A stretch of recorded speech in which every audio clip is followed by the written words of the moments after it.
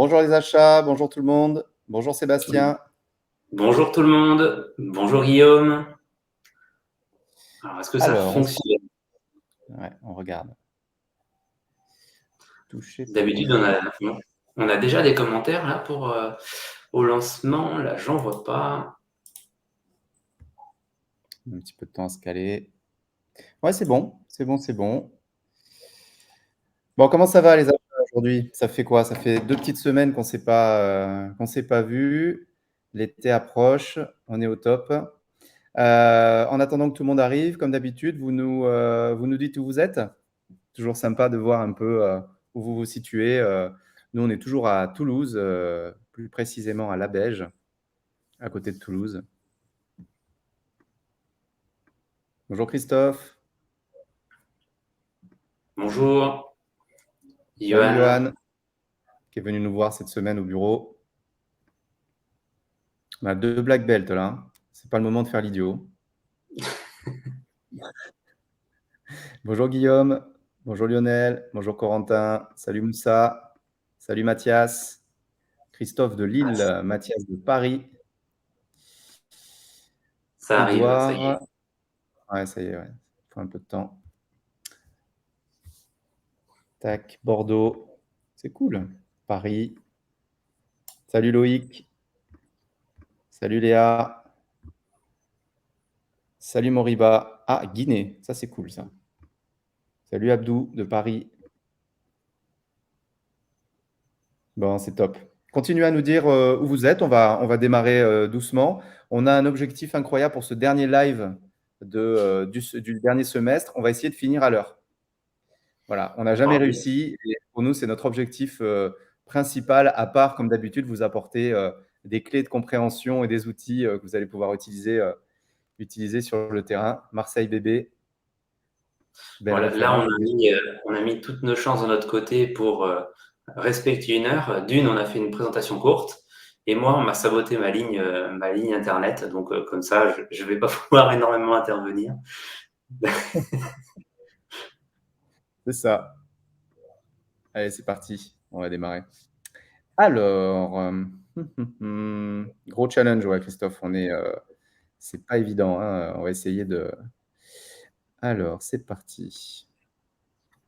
Donc aujourd'hui, on va parler d'un sujet extrêmement important, qui est le management du risque, et qui est souvent ce à quoi on définit aussi la fonction achat. Souvent, on catégorise la fonction achat en disant euh, améliorer la performance économique, souvent uniquement par la baisse des coûts, et bien souvent, on intègre la dimension de risque. Si j'ai pas la marchandise, bah, ça va pas le faire. Si je suis pas compétitif, bah, ça va pas le faire. Et en fait, effectivement, on est au centre du risque dans l'entreprise. Comme on dit, mieux acheter, c'est mieux vendre. Donc, il y a des enjeux énormes autour des achats.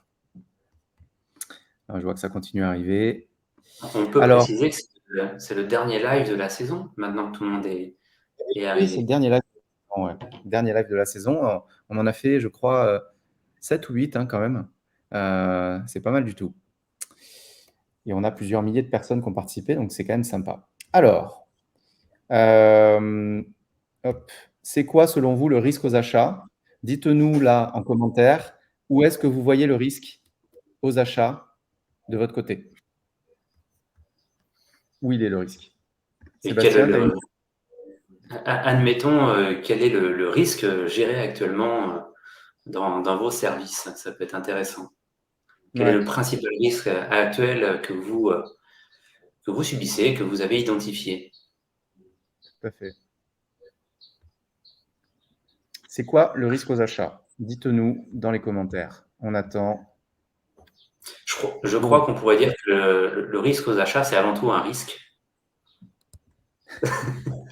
Achats. Ouais. Voilà. Un risque, mais, c'est quoi en fait? C'est quoi la différence entre un bon et un mauvais risque, Sébastien? Voilà, c'est ça. Bah, le bon risque, voilà, c'est un risque que l'on connaît, c'est un bon risque. Et le mauvais risque, c'est un risque que l'on connaît, mais c'est un mauvais risque. Allez, ça commence à.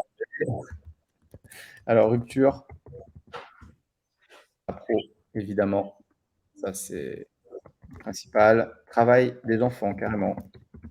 Donc là, on va être sur un risque qu'on appelle RSE. Ouais, là, on est vraiment sur le risque éthique. Je vais les mettre un peu séparés. Tu les vois, les commentaires, Sébastien? Je les vois arriver là. Oui, la Dépendant. dépendance. Ouais. Ça arrive doucement ce matin, donc ça va, on va avoir le temps de tout noter. On voit que c'est l'été. Hein. Dépendant, fournisseur. Ensuite, on a la rupture de stock et le surstockage. Le surstockage. Le surstockage, c'est un risque de surstockage. C'est un risque de. C'est souvent sur les produits qui peuvent être péremption. Je mets peut-être péremption ou durée de Oui, vie. le surstockage, c'est un problème de trésor, ça peut être un problème de. Enfin, ça va Ouais, nous amener pas mal. Ouais. Et du coup, les ruptures, on l'a vu. Défaut qualité.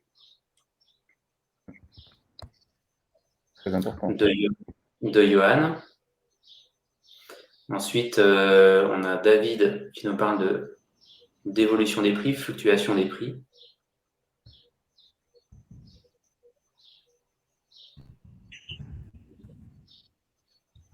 Voilà, de manière générale, on a Loïc qui nous parle de risque RSE, donc j'imagine au sens large du terme.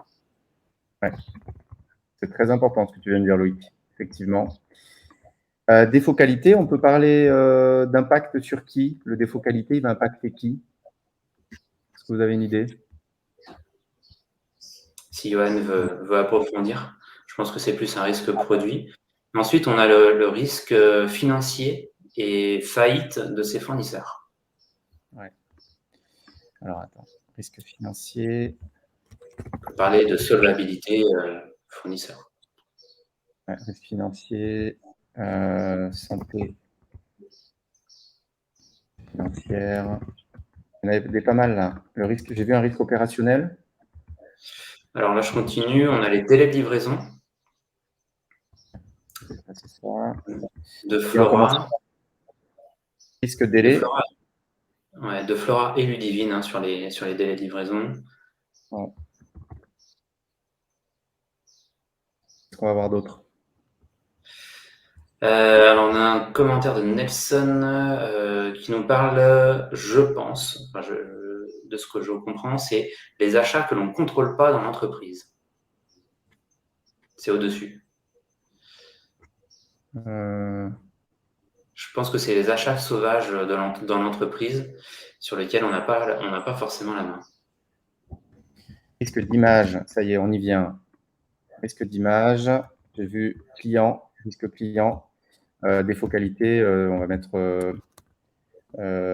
impact, risque d'image. Il y a le risque d'image RSE en fait. Il y a l'insatisfaction client, défaut Mais il y a aussi qualité. défaut qualité, donc là c'est, je vais mettre insatisfaction client. Okay. Très intéressant. On a les problèmes sociaux, effectivement. On reste dans le travail des enfants, mais c'est un peu différent. Alors, l'achat sauvage revient à la charge. Là, j'ai aussi Emery qui me parle d'achat impulsif. Donc là, en fait, on nous parle là des achats gérés par les prescripteurs en direct, non gérés par les achats. Ça, tout à fait. Les achats sauvages, achats impulsifs, situation géopolitique. Donc là, on va rentrer dans une dimension risque géopolitique très important. On est dans le risque financier. On a Abdou dans le même thème que les risques géopolitiques qui nous parle des problèmes de devises. Ouais. La monnaie. Les taux de conversion. Je pense qu'on pourrait mettre les taux de conversion de monnaie. C'est sûr que quand tu payes en Bitcoin, c'est pas évident. OK. Alors, si on reprend un petit peu la vision autour on a un petit dernier. série. Ouais, vas-y. On a un petit dernier. On a oublié les risques environnementaux. Oui, quand même. Ouais. On a parlé des problèmes sociaux, donc aux conditions de travail, mais on n'avait pas parlé de risques environnementaux. Ça, c'est quand même, il ne fallait pas le louper. On peut le mettre ici. Alors, si on réunit tout ça, Vous venez finalement de trouver la solution par vous-même.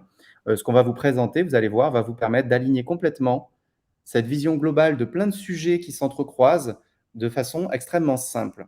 Et c'est ça qu'on va vous apporter dans ce live.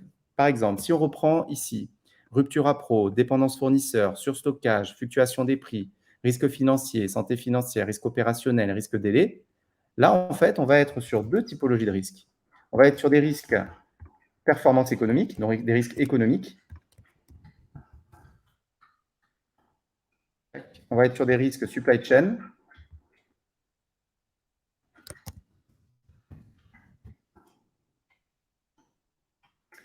On va être sur des risques RSE. Et on va être sur des risques parties prenantes.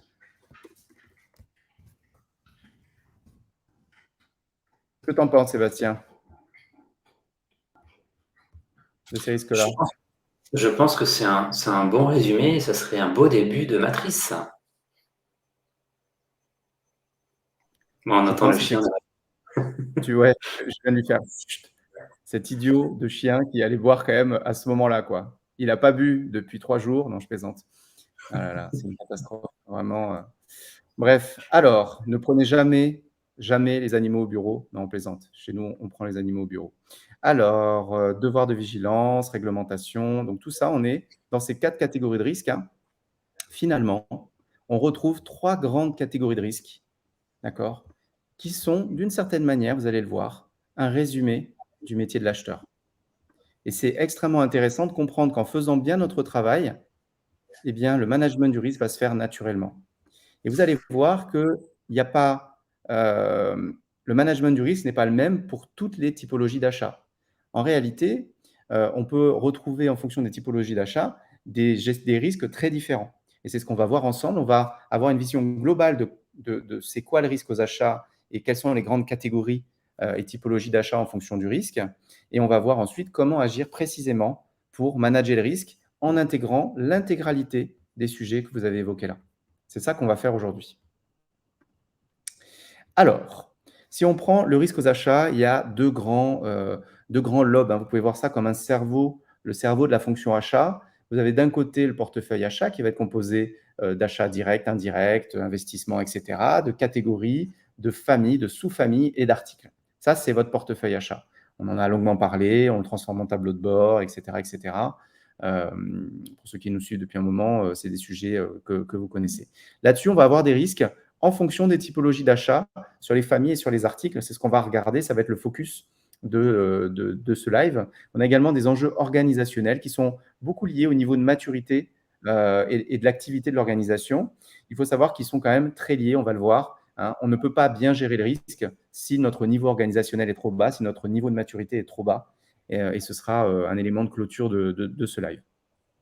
C'est intéressant, cette première slide de synthèse, là, sur on voit bien les différents portefeuilles, parce que les conséquences derrière, elles vont être aussi, effectivement, à différents niveaux de graduation par rapport au niveau de maturité de l'activité de l'organisation. Typiquement, une organisation qui est très mature va être en mesure de gérer beaucoup plus rapidement et efficacement sa réaction face au risque. Là où une organisation qui a une faible maturité, eh bien, effectivement, elle va avoir un délai assez important pour pouvoir réagir rapidement et maîtriser son risque. Donc, on a vraiment l'identification des risques. Et là, on le voit, on essaye de l'adosser déjà par rapport à une vision maturité. Et on se rend compte que le niveau de la vision maturité est très importante. Parce que souvent, quand on évalue les risques, on est souvent sur risque et gravité. Mais en fait, il faut aussi mettre en perspective nos capacités à réagir à ce risque. Et cette mise en perspective, on est vraiment sur le niveau de maturité de l'organisation. Ouais. En fait, si on reprend la vision stratégique, la vision de SWOT, hein, finalement, force, faiblesse, opportunité, menace, le risque va être quand on va être dans l'incapacité à structurer ses faiblesses, à compenser ses faiblesses et à éviter les menaces. Et de l'autre côté, ça ne va plus être un risque si, justement, on est capable de saisir les opportunités et de consolider nos forces. En réalité, ça dépend de quel scope on est. Si on est bon dans un sujet, ça va devenir une force, mais si on ne fait rien, ça va rester un risque, ça va rester une menace, ça va rester une faiblesse. Et c'est là où il y a un vrai enjeu de maturité et de savoir structurer complètement un service achat. Si on prend les 4 typologies achats, donc on va commencer par la moins risquée de manière générale, c'est la typologie 4. Vous allez voir sur la matrice comment ça s'architecture. C'est très simple. La typologie 4, elle va avoir finalement un faible impact interne, donc faible poids sur la performance économique, faible risque supply chain, faible impact RSE et faible impact sur les parties prenantes. Rappelez-vous les 4 axes qu'on a vus ici. Hein, on retrouve toujours la même chose. Et donc, sur ces typologies-là, comme il y a un faible risque de base, effectivement, on ne va pas avoir la même gestion du risque puisqu'il est déjà petit. Si on prend le niveau au-dessus, on va être sur des catégories management de la RSE. Donc là, typiquement, on va être sur des catégories qui vont avoir un faible impact interne, faible impact sur la performance économique, faible risque supply chain. Par contre, gros impact sur la RSE et gros impact sur les parties prenantes. Je donne un exemple, ça peut être par exemple les goodies que vous donnez en fin d'année avec tout un pack de cadeaux de fin d'année que vous donnez à vos clients.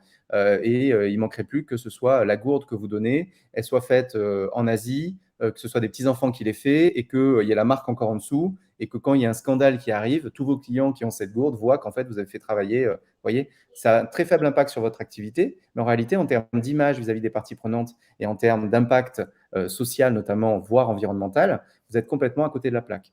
Donc là, on va avoir des enjeux de risque principalement liés à la RSE et aux parties prenantes. La catégorie numéro 2, on va être sur ce qu'on appelle le management de la performance économique. Donc là, par contre, on va avoir un très gros impact potentiel et risque sur la performance économique et la supply chain. Et de l'autre côté, on va avoir un faible impact RSE et parties prenantes. Donc là, typiquement, on va être autour de la gestion des risques économiques et supply chain.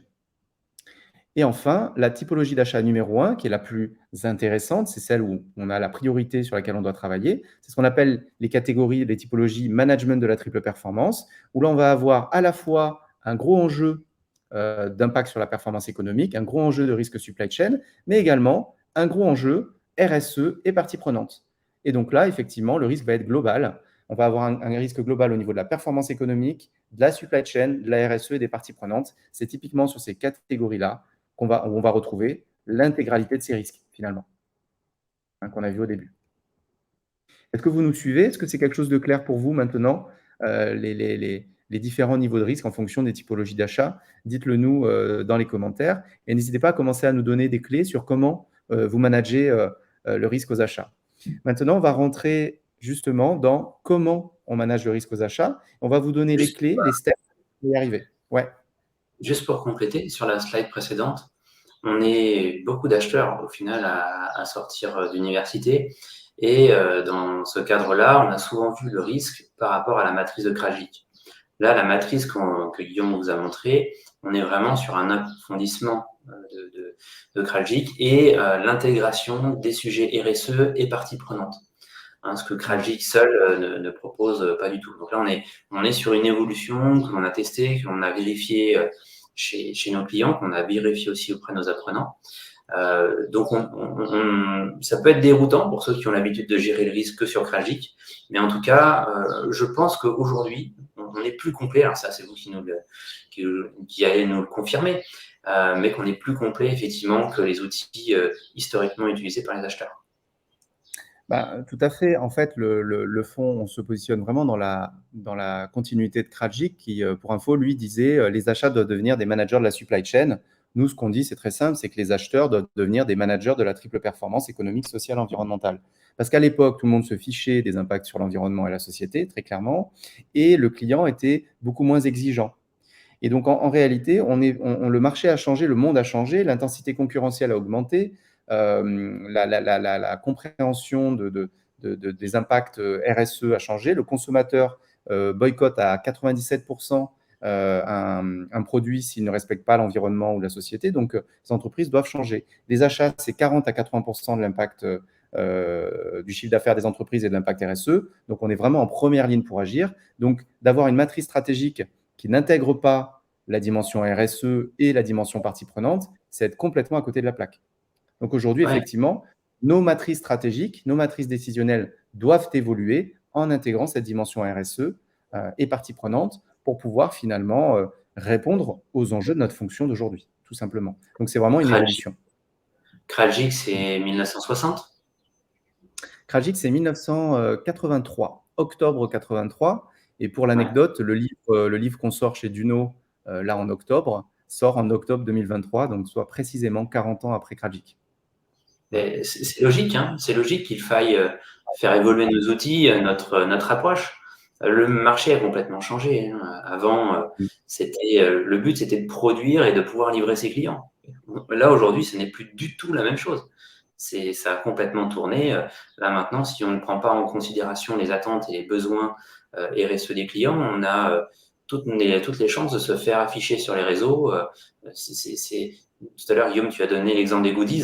Là, j'ai vu passer un article sur le Tour de France qui était dénoncé par les partis écologistes en disant mais c'est la caravane aux millions de goodies inutiles qui vont finir au final dans les poubelles. Et en fait, on voit bien que l'approche, si à un moment donné on ne la fait pas évoluer, eh bien, on va créer un bad buzz.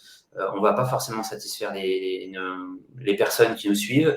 Et derrière, en termes de performance et de développement, soit il sera moindre, voire il sera déclinant, parce qu'on va être boycotté par nos clients. Oui, tout à fait. En fait, la fonction achat doit changer, mais doit changer par rapport aux attentes des entreprises. Mais du coup, si on ne répond pas à ça, si on ne se transforme pas, eh bien, la place va être libre. Et c'est là où on voit arriver des directions RSE, etc., qui ne sont pas des métiers. La RSE n'est pas un métier. La RSE, elle s'intègre dans tous les cœurs de métier. Et il y a peut-être quelqu'un qui peut chapeauter les différentes dimensions, mais ce n'est pas un métier à part entière, RSE. Et donc, en fait, si nous, qui représentons 40 à 80% de l'impact RSE d'une organisation, on ne se transforme pas, la place va être prise. Et si on ne prend pas cette place-là qui est alignée sur les attentes des entreprises, naturellement, notre fonction va être limitée sur des niveaux de maturité inférieurs. Donc, sans la RSE, sans les parties prenantes, sans la supply chain, puisque la supply chain, il y a une nouvelle fonction qui s'est créée. On a raté cette transformation-là en bonne partie. On va rester cantonné au niveau approvisionnement, voire appel d'offres au mieux. Mais vraiment, on ne va pas réussir cette transformation. Et donc, on va rester une fonction assez incomprise. Donc, c'est à nous vraiment de nous transformer. Pour avancer sur la partie priorisation, donc l'étape numéro 1 quand on veut manager son risque, c'est de l'identifier, c'est de savoir où est le risque principal.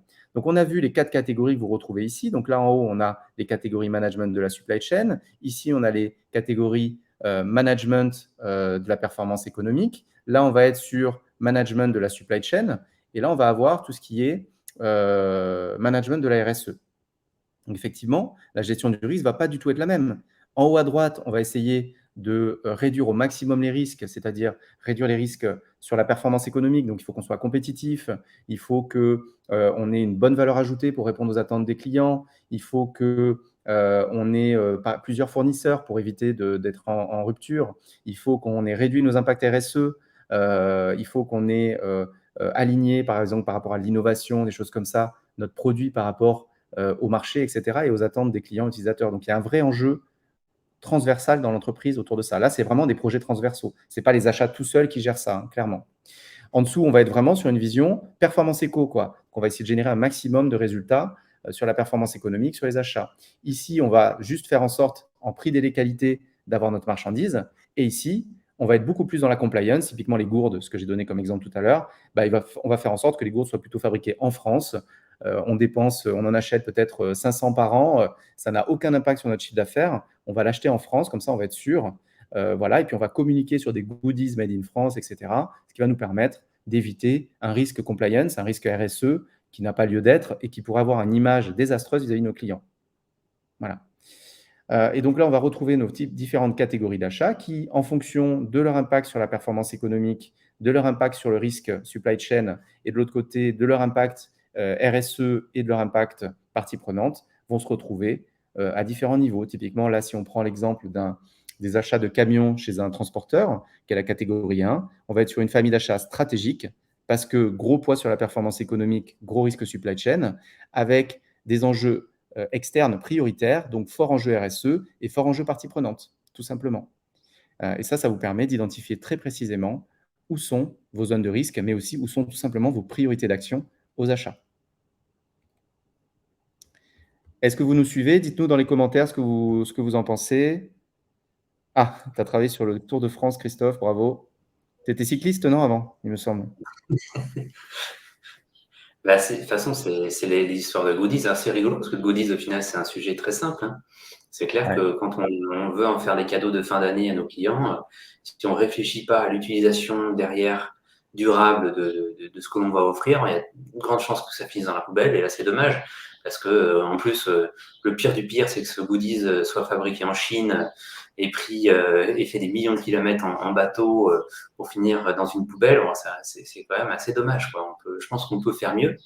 Et Mmh. typiquement, alors nous, on a voulu, on voudrait travailler là-dessus pour nos apprenants, faire des goodies qu'ils conservent comme un mug, etc. Mais effectivement, on va travailler nos designs.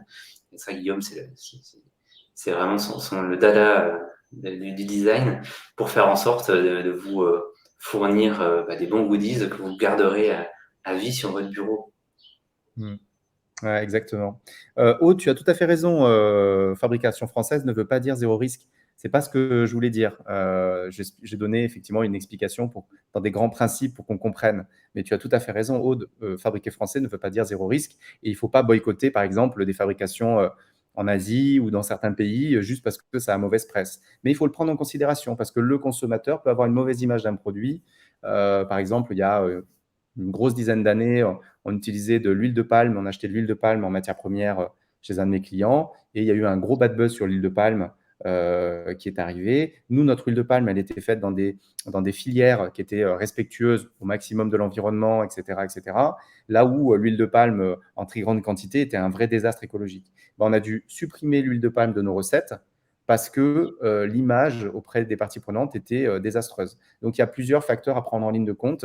Il y a la réalité, c'est ce qu'on voit sur le côté gauche de la pyramide. Hein. Aude, tu pourras la découvrir plus en détail si tu le souhaites. Sur le côté gauche de la pyramide, pardon, de la matrice, tu vas avoir vraiment la dimension partie prenante et tu as une catégorie, c'est celle-ci, là, celle qui est, je vais te la mettre ici, tac, juste là. Ici, tu as une catégorie vraiment d'image où finalement, il n'y a pas un gros impact RSE, il y a vraiment un impact d'image.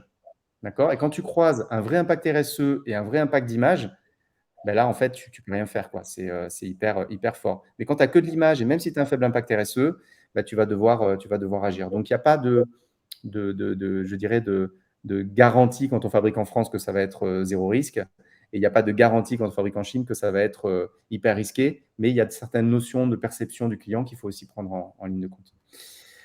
Quand on prend, Christophe, pour info, était conducteur dans la caravane, du coup. Voilà, c'était un homme de l'ombre. Tous les goodies viennent de Chine. Non, tous les goodies ne viennent pas de Chine, Christophe, quand même, heureusement. Allez, on continue. Alors, une fois qu'on a défini une catégorie, donc on va volontairement prendre une catégorie management de la triple performance. Rappelez-vous, qui peut le plus, peut le moins. Donc, ce qu'on va faire là sur la catégorie avec le plus de risques, qui touche toutes les typologies de risques, bah, effectivement, vous allez appliquer la même chose sur management de la performance économique. C'est juste que vous allez avoir beaucoup moins d'impact de sujets RSE et parties prenantes à prendre en ligne de compte. Là, sur le management supply chain, bah, il n'y a quasiment pas de risque à gérer parce que c'est très peu risqué, etc. Mais il va falloir quand même le manager. Et puis, en haut à gauche, vous êtes vraiment beaucoup plus sur du risque compliance, RSE, etc. Et donc, si on prend, par exemple, une catégorie management de la triple performance, vous allez déployer l'entonnoir gestion de projet. Beaucoup d'entre vous le connaissent déjà. C'est un processus en 5 étapes qui va vous permettre tout simplement de transformer une catégorie identifiée en performance économique, sociale et environnementale. D'accord? Donc, on va générer une amélioration mesurable de la performance économique, par exemple réduire les coûts de 20%. On va réduire le risque supply chain, par exemple en mettant en place 2 fournisseurs. Je donne un exemple.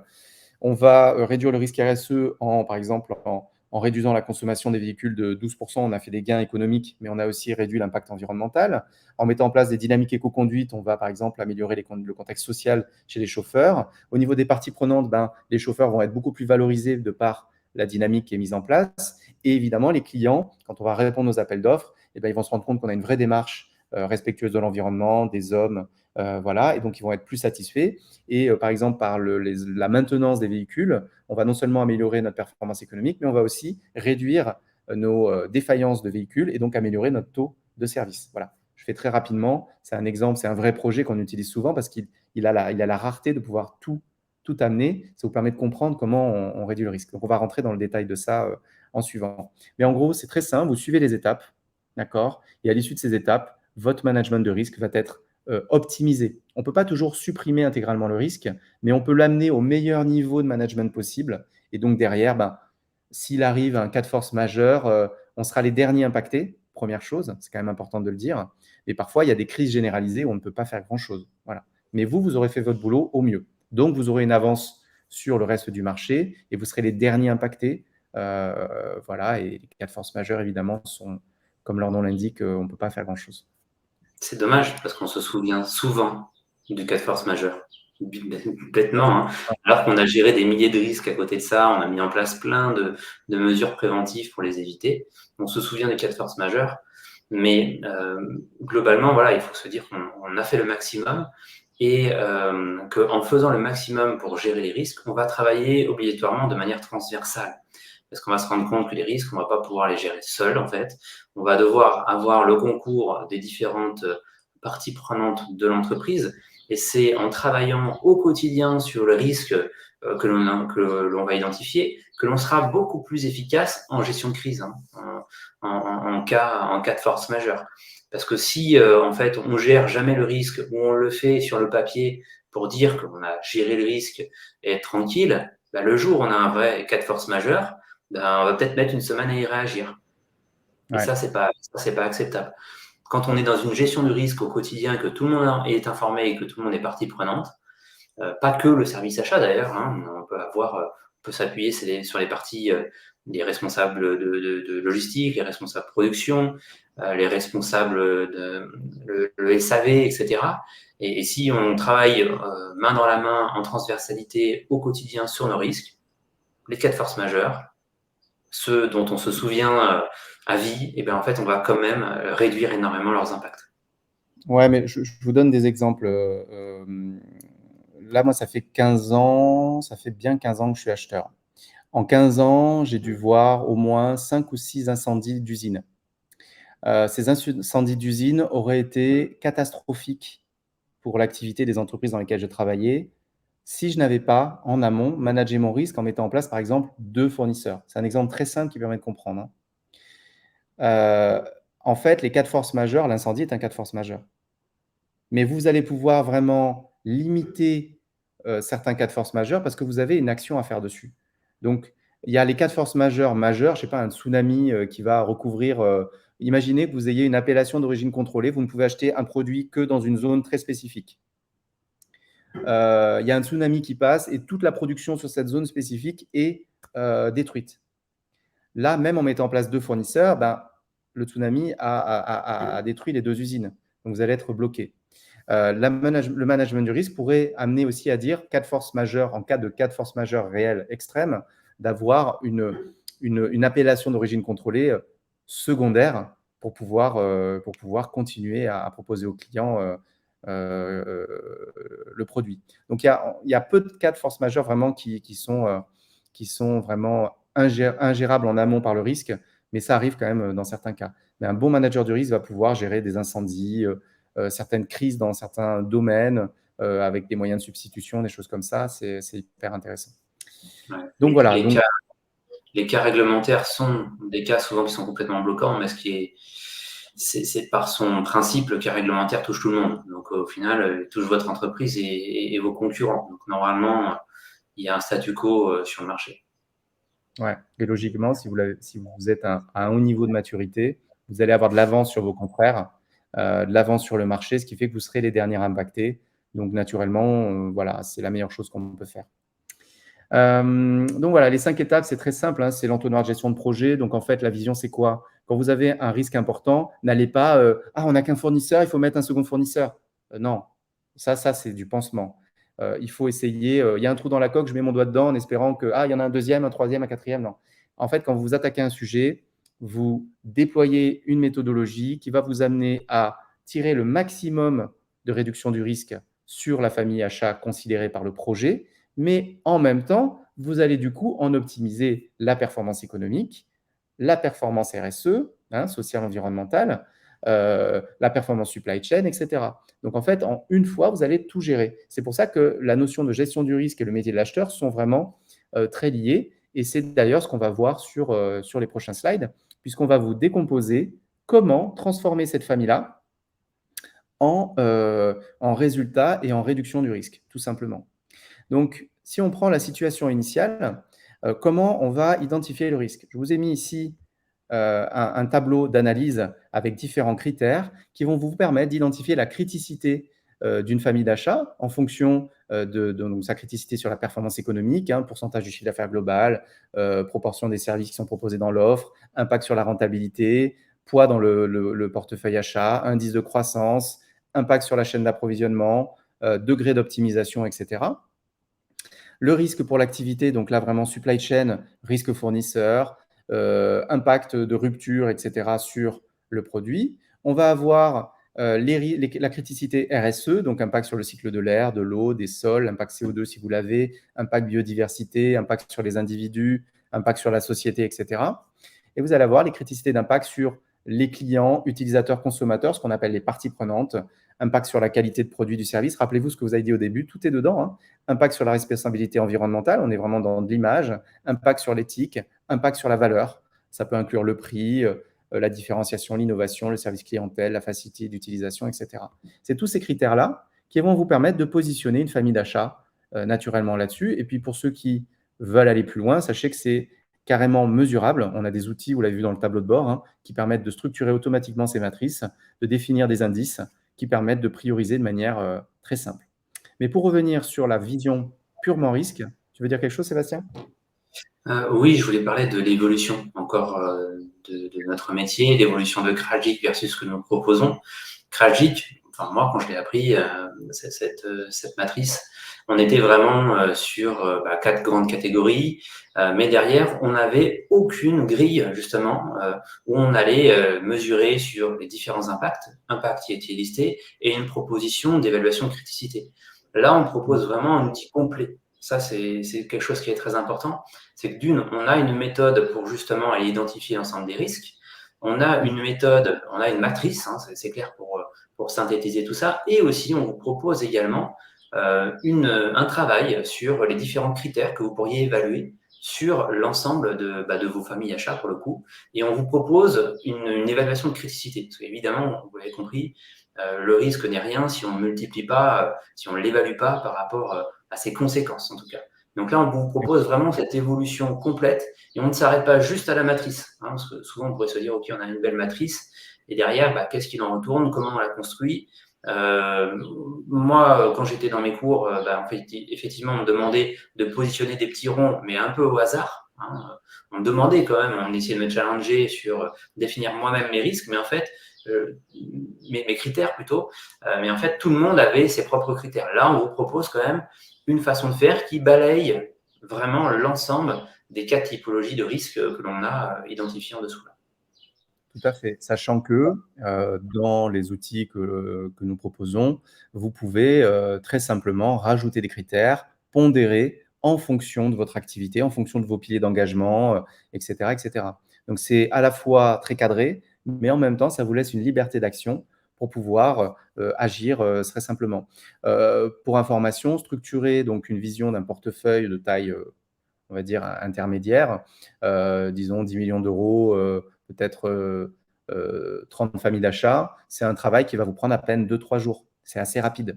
Et c'est ça qu'on cherche. On cherche rapidement à identifier où sont les problèmes pour au plus vite entrer dans l'action. Parce que beaucoup d'entreprises vont passer 1 an et demi à faire un bilan carbone pour au final dire bon, c'est c'est le scope 3 où il y a le plus d'impact RSE. Bon, c'est toujours pareil en fait, c'est toujours la même chose. En gros, l'idée, nous, c'est vraiment de vous amener dans une action très rapide, de la génération de résultats, de la réduction de risques, puisque c'est le sujet du live de ce jour, au plus vite. Et c'est pour ça qu'on a développé ces outils-là. Ça fait 12 ans qu'on y travaille au niveau de SWOT, 12 ans qu'on travaille à créer cette fonction achat de demain, à créer cette fonction qui devient des managers de la triple performance et du risque en triple performance, c'est-à-dire un risque économique, mais aussi RSE, supply chain, etc.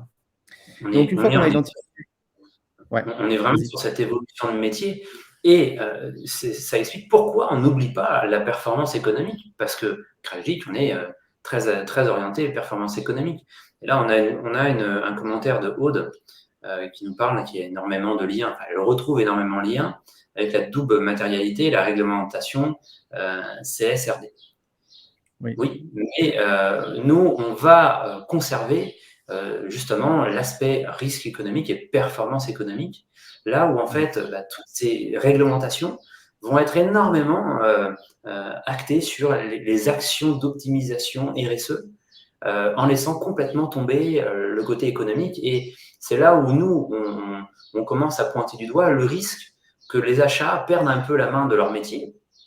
Parce qu'aujourd'hui, on voit pondre des responsables RSE qui vont se concentrer uniquement sur une matrice de matérialité, de double matérialité, qui va s'orienter sur des actions RSE, mais qui va complètement oublier l'action performance économique. Le pourquoi on fait ça, le pourquoi l'entreprise a intérêt à aller là-dessus et comment l'entreprise va pouvoir se développer dans le temps, durablement, et développer son écosystème, effectivement, de sous-traitants, d'entreprises et de clients.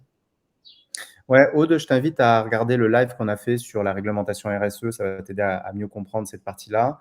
Ce que tu vas voir et ce qui va être intéressant pour toi dans ta démarche, c'est qu'en fait, là, on va t'apporter un outil qui te permet d'intégrer cette double dimension, mais surtout qui te permet d'agir sur les sujets prioritaires d'action, donc du scope 3, comme tu as dû l'identifier dans ton analyse de double matérialité. Tu as dû voir que tous les enjeux liés à la chaîne d'approvisionnement sont les principaux impacts. Dis-moi si j'ai tort. Et si tu as fait un bilan carbone, tu vas te rendre compte que le scope 3, c'est là où il y a le plus gros bilan carbone. Bon, bref, c'est un grand classique. Et là, on va t'apporter les outils pour agir sur ce scope 3 de manière très précise en commençant sur ce qui a un vrai impact important. Et là, ce qui est intéressant, si on reprend l'histoire de SWOT que tu connais peut-être pas, Aude, mais l'histoire de SWOT est partie d'un constat simple, c'est que là où il y a de l'impact environnemental, il y a des gains à faire. On s'est rendu compte que les leviers de baisse de l'impact environnemental étaient les meilleurs leviers de baisse des coûts. Et l'histoire de la triple performance, l'histoire de SWOT, ce qu'on a appelé au début les achats RSE, et aujourd'hui on va plus vers du management de la triple performance, finalement, c'est complètement ça. C'est le fait de lier les deux pour ne plus le voir comme une contrainte, mais vraiment le voir comme une opportunité, tout en répondant à tous ces indicateurs de réglementation RSE auxquels il faut répondre pour obtenir des labels et sur des solutions de management RSE et sur la réglementation pour cadrer avec la réglementation, tout simplement. Voilà, notamment la CSRD. On continue, je ne sais pas si c'est clair, Aude, n'hésite pas à poser tes questions, on y répondra avec plaisir. Donc, on revient là-dessus, on fait l'analyse de ça, on analyse tous les enjeux de criticité, et là, on peut décrire la famille. On est sur une famille donc stratégique avec un impact RSE et partie prenante prioritaire. Au niveau des risques économiques, eh ben, c'est la famille achat numéro 1 du portefeuille. On a un manque de compétitivité qui pourrait affecter directement l'activité de l'entreprise. Au niveau des risques supply chain, on va avoir par exemple une rupture produit qui affecterait directement le chiffre d'affaires. C'est juste des exemples que je vous donne pour bien comprendre l'analyse de risque sur les 4 axes. Vous avez donné plein d'exemples au début, ils se calent parfaitement là-dedans. Les risques RSE, donc voilà, la famille concernée et l'impact environnemental numéro 1 de l'organisation, et le fournisseur est basé en low-cost country sans jamais avoir été audité. Donc là, on sait que c'est un gros impact environnemental et on sait que le fournisseur est dans un pays à risque et on ne l'a jamais audité. Donc là, on a un risque RSE fort. Au niveau des risques parties prenantes, la famille concernée est intégrée dans l'intégralité des produits et services proposés par l'entreprise, avec une incidence directe sur les clients. Toute défaillance ou performance insuffisante représente un risque immédiat pour l'entreprise. Et de plus, les parties prenantes internes sont également concernées. On peut imaginer, par exemple, si on reprend l'exemple des camions dans une activité de transport, les chauffeurs, c'est la moitié du personnel d'une entreprise. Ils sont directement liés avec les camions puisque c'est eux qui les conduisent. Donc, il peut y avoir des risques de sécurité s'ils sont mal entretenus, etc. Donc, il y a des gros risques parties prenantes internes et externes. Donc, on fait la situation avant projet, on a une vision précise du risque et des impacts. Et là, eh bien, on va mener des actions. D'accord ? Donc, on est toujours là, on est dans l'entonnoir de gestion de projet, je précise, c'est ça qu'on est en train de présenter de manière synthétique. On va identifier les leviers pour pouvoir aller réduire ce risque. Par exemple, au niveau du risque économique, on va activer des leviers de performance économique. S'il y a un risque économique, on va tout faire pour qu'au niveau économique, on soit le plus performant possible. Donc là, on va activer des leviers commerciaux et techniques TVO qui vont venir développer la performance économique et donc réduire le risque. Par exemple, on va avoir les leviers commerciaux comme par exemple l'appel d'offres, la massification, les contrats pluriannuels avec formularisation de prix. Rappelez-vous, il y a quelqu'un qui a dit au début du live la maîtrise des prix les variations des prix comme risque, et bien là, vous voyez, on apporte une réponse à la variation des prix avec les formules de révision de prix notamment. On va avoir par exemple aussi les leviers techniques TVO pour Total Value of Ownership, donc la standardisation, éco-conception, option de réduction des consommations, innovation, etc. Ce qui va venir à améliorer la valeur ajoutée des produits, créer des avantages compétitifs, réduire les coûts, etc. Et c'est tous ces leviers-là qui vont permettre d'aller réduire le risque économique, tout simplement, en développant la performance économique. Ce qui est un risque, c'est quand on n'agit pas. Quand on agit, ça devient un levier de performance. Et donc, ces leviers vont venir réduire le risque sur la performance économique en réduisant les coûts, en développant la valeur ajoutée ou en développant les ventes par l'innovation, les avantages compétitifs, etc. En deuxième point, en B, donc là, vous voyez, on est sur l'axe AB. Donc, les leviers qu'on va activer sur le risque économique et sur le risque supply chain vont venir réduire la position initiale sur l'axe qui est ici, d'accord, puisqu'on va venir réduire la criticité, on va venir réduire le risque, et donc on va venir changer la position de la famille sur la matrice, tout simplement. Et donc, si on prend les risques supply chain, évidemment, quelque chose de très simple. Vous n'aviez qu'un fournisseur, vous mettez en place 2 fournisseurs au travers, par exemple, de l'appel d'offres. À l'issue de l'appel d'offres et dans le mix fournisseur final, vous allez sélectionner 2 fournisseurs. Vous allez réduire le risque. Prenons par exemple le risque incendie. Si vous n'aviez qu'un seul fournisseur, un risque incendie, allez vous mettre dans la panade au niveau supply chain au moindre problème. Je ne sais pas, un accident de la route ou je ne sais quelle santé financière, tout sujet lié au fait d'avoir un seul fournisseur, vous mettez en risque très fort au niveau supply chain. Le fait d'avoir 2 fournisseurs va permettre de réduire ce risque. Donc, on va réduire la position tout simplement, de la famille achat sur l'axe. D'accord? Donc, des exemples, la mise en place de 2 fournisseurs, un cadre contractuel qui nous permet de nous placer en partenaire prioritaire. Combien de fois sur des familles d'achat, Sébastien, ça te parle, on en a fait plusieurs ensemble, où on a été priorisé en situation de crise par des fournisseurs avec qui on était dans des contrats pluriannuels. Les premiers qui n'ont pas été servis, c'est ceux qui étaient hors contrat. Nous, on était en contrat sur 3 ans, relation partenariale, haute valeur ajoutée. Ils nous ont livré nous et pas nos confrères qui étaient dans un niveau de maturité plus bas et des niveaux de gestion du risque plus bas.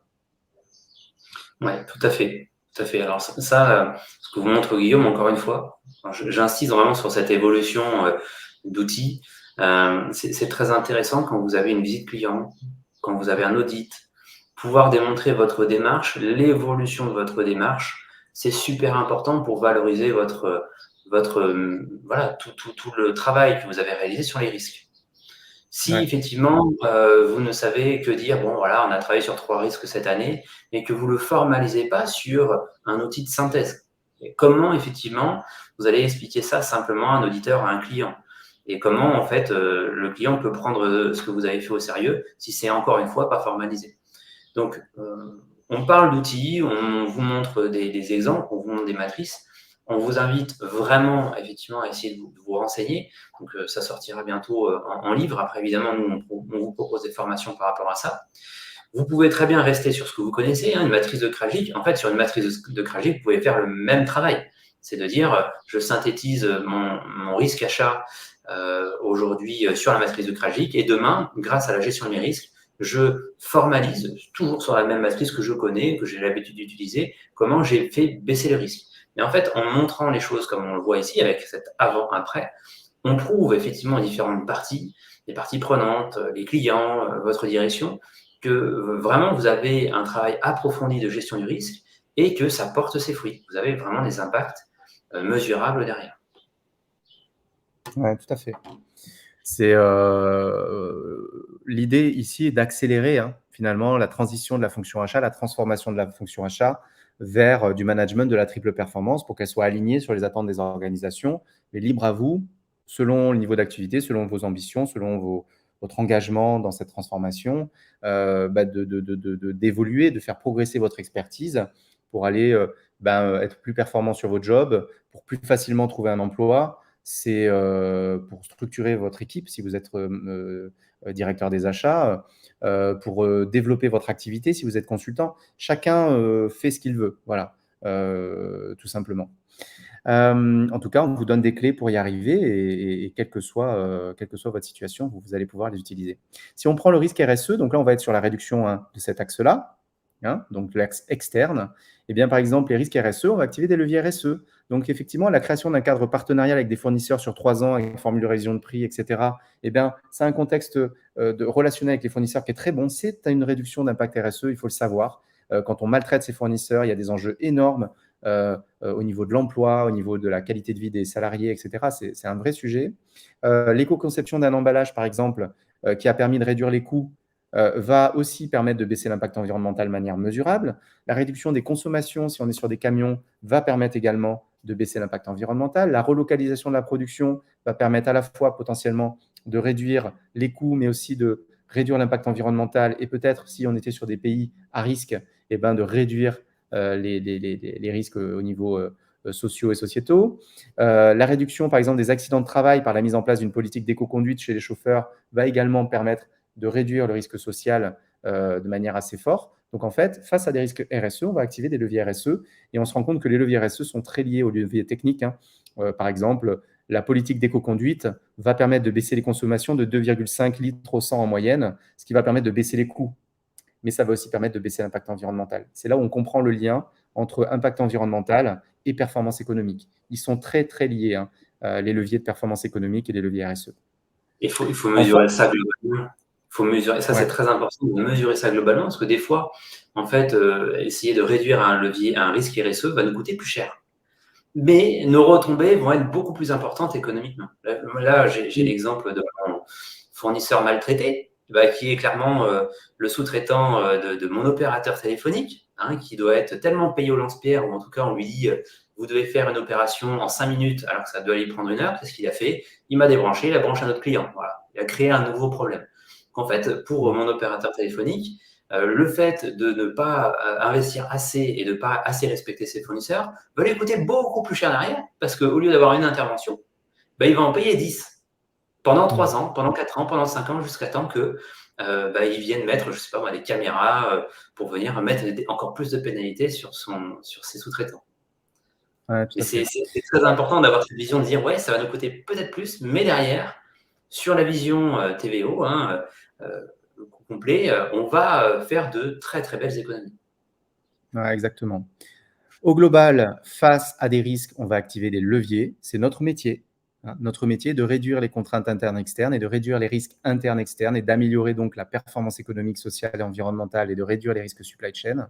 Et donc la situation avant-après, par l'activation des leviers, va nous amener sur une réduction de criticité de la famille à l'issue d'un projet. Et donc sur votre matrice finale, celle qu'on avait vue au début, vous allez pouvoir repositionner ces familles-là. Et ça, c'est des outils qu'on utilise en management de projet.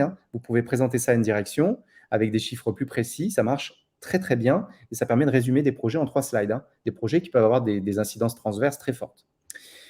Pour finir, justement, sur l'avant-après, par exemple, les leviers de performance économique ont permis une réduction des coûts de 20% en vision TCO, de maîtriser les évolutions tarifaires, de créer un avantage compétitif par l'innovation, d'améliorer la valeur ajoutée sans augmenter les prix. Au niveau du risque supply chain, on peut être sur un passage à 2 fournisseurs versus un seul, un cadre contractuel qui favorise l'entreprise en cas de situation d'urgence. Au niveau des risques RSE, on va baisser de X% l'impact CO2 sur la base d'un référentiel. On va réduire l'accidentologie de 80% par l'éco-conduite et le meilleur entretien des véhicules, par exemple. On va relocaliser la production pour permettre une baisse d'impact environnemental et mieux maîtriser les conditions de travail. Au niveau des risques parties prenantes, on va améliorer la compétitivité par la baisse des coûts. Donc, le client va être content parce que le coût reste un élément prioritaire pour nos clients.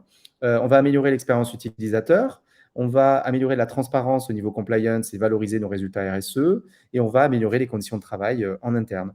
Voilà comment on a géré le risque sur une famille triple performance de manière très simple. Et donc, le processus à suivre, c'est l'entonnoir qu'on a vu au début.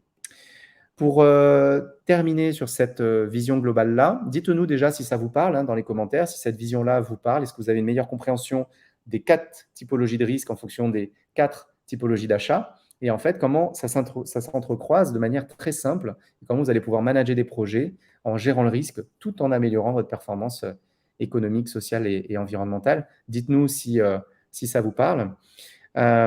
Pour terminer, on va aller sur... on est pas mal, Seb. Il nous reste 6 minutes pour info. Pour terminer, ce qu'il faut comprendre, c'est que en fonction du niveau de maturité, un service achat va avoir plus ou moins de facilité à manager son risque. Est-ce que tu veux nous en parler, Sébastien, un petit peu? C'est le sujet qu'on a abordé au début du live. Ouais. Effectivement, un service achat de maturité 1 ou 2 va avoir des difficultés parce que déjà d'une, en termes de transversalité, ça va pas être terrible. Il va souvent être tout seul face à la gestion des conséquences de son risque, tandis que un acheteur qui va être sur le niveau 4 et 5, lui travaille surtout au niveau 5 en parfaite transversalité, parce qu'on l'a déjà dit, pour atteindre le niveau 5 de maturité, on ne peut pas le faire seul. On ne peut pas avoir une parfaite vision, une parfaite coordination dans le service achat seul, sans que l'ensemble des autres services soient coordonnés également avec vous. Donc ça ne fonctionne pas. Ouais. Mais c'est le sujet que l'on a abordé au début. Voilà, c'est votre niveau de maturité va impacter énormément la gestion des conséquences des risques, en fait, de l'apparition des risques dans votre entreprise. Ouais. Si on reprend les typologies achats, pour faire simple, un service achat qui est inférieur au niveau 4 va naturellement avoir beaucoup de mal à manager des projets à dimension de risque sur la performance économique, la supply chain, la RSE et les parties prenantes. Toute la partie RSE et parties prenantes, il va avoir beaucoup de mal à l'intégrer parce que ça nécessite une forte transversalité, notamment avec les leviers techniques, etc.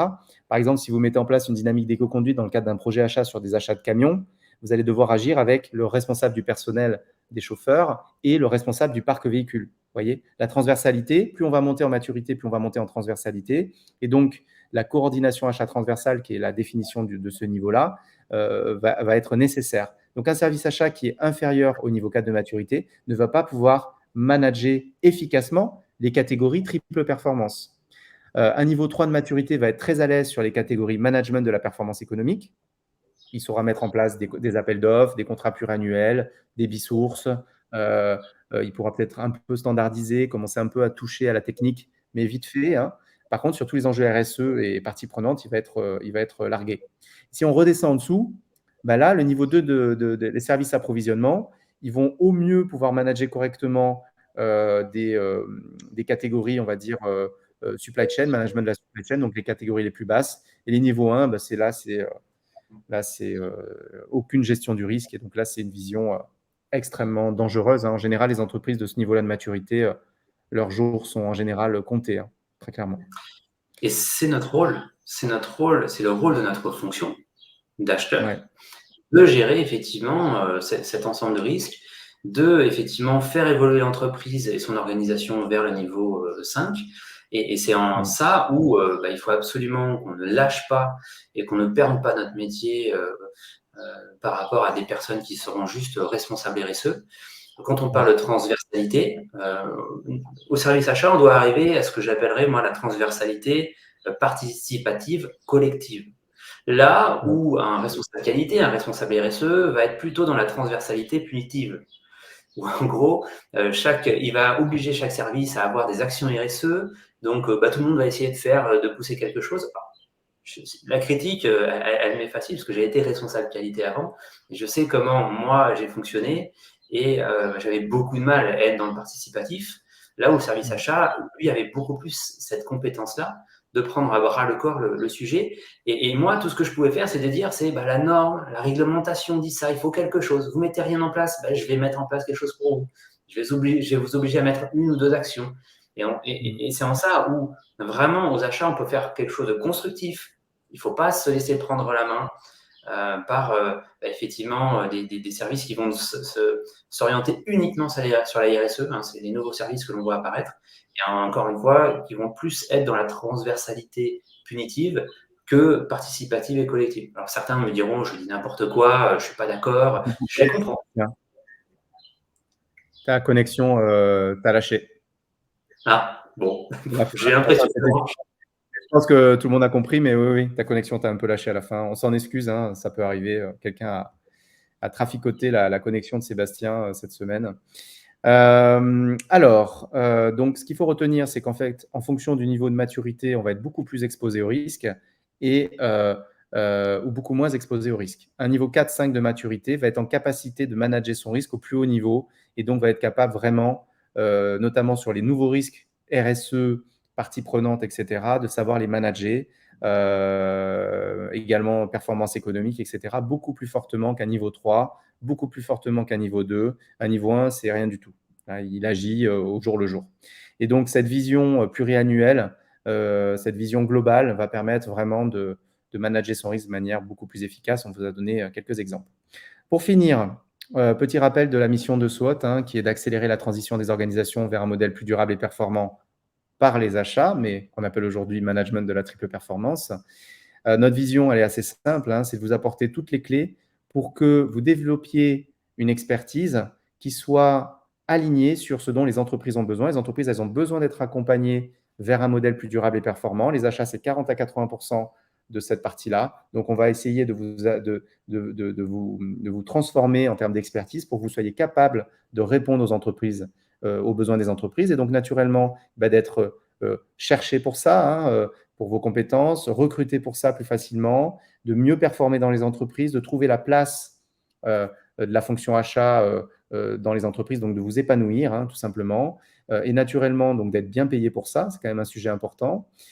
Troisième point, comme on va dépasser le scope uniquement financier, qu'on va être sur des missions passionnantes, vous allez aimer ce que vous faites. Et donc, passion, profession, vocation, mission. Notre objectif est de vous aider à trouver votre ikigai, qu'on résumerait de manière générale à trouver votre équilibre professionnel durable, vous épanouir dans votre métier et faire une brillante carrière tout en finalement faisant votre part dans la transformation nécessaire des entreprises leaders de demain, tout simplement. Pour finir, ceux qui souhaitent télécharger la présentation, vous nous envoyez un mail tout simplement à hello@swot.fr et je vous enverrai personnellement la présentation dans les prochaines heures, tout simplement.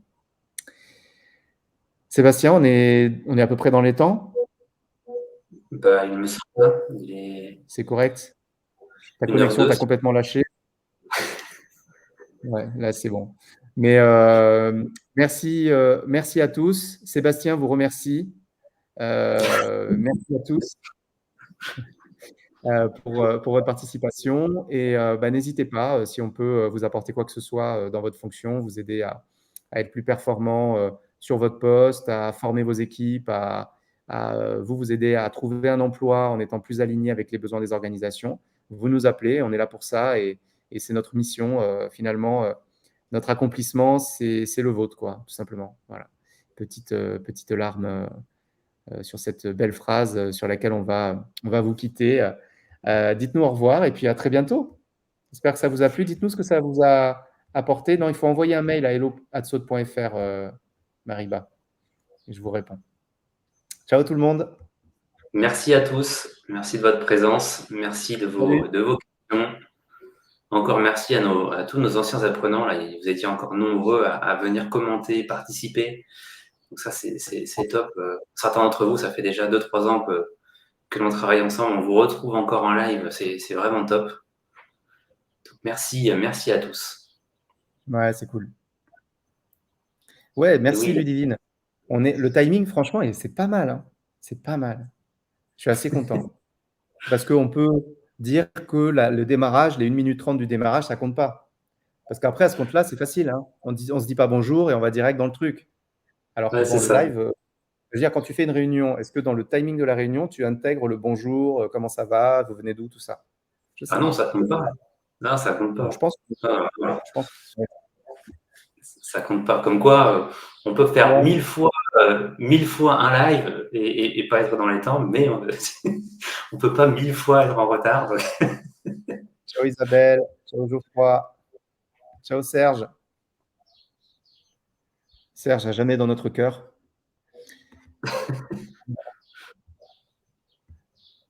Merci à tous. Allez, au revoir. Au revoir à tous. On regardera les commentaires en décalé. À très bientôt. Ciao, ciao.